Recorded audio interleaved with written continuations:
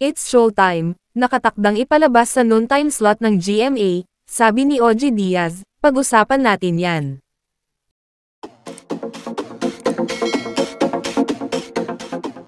Pupunan umano ng It's Showtime, ang noon time slot na nabakanti ng tahanang pinakamasaya ng Tape Inc. sa Channel 7 Nanograms GMA Network, sabi ng showbiz reporter na si OG Diaz na binanggit ang maraming source.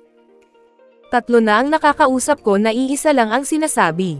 Mukhang totoong ang It's Showtime, na ang ookupa ng noontime show ng GMA7 na iniwan ng tahanang pinakamasaya, Diaz said through his OG Diaz Showbiz Update YouTube channel on Friday, March 15.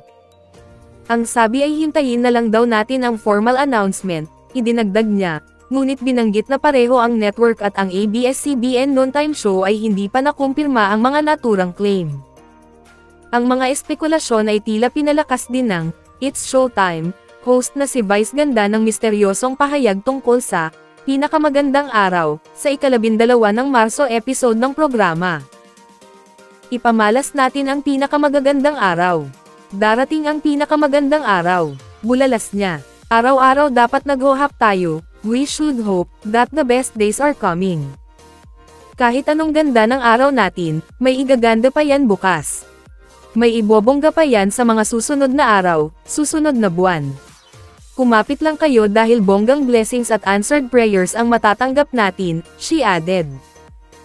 Ang ABS-CBN noontime show ay kasalukuyang ipinapalabas sa pangalawang free-to-air channel ng GMA Network, ang GTV.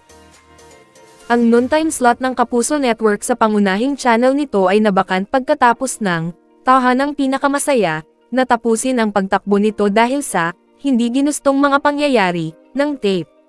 Pagkatapos ay inilunsad ng GMA ang Lunchtime Movie Hits upang pansamantalang kunin ang slot.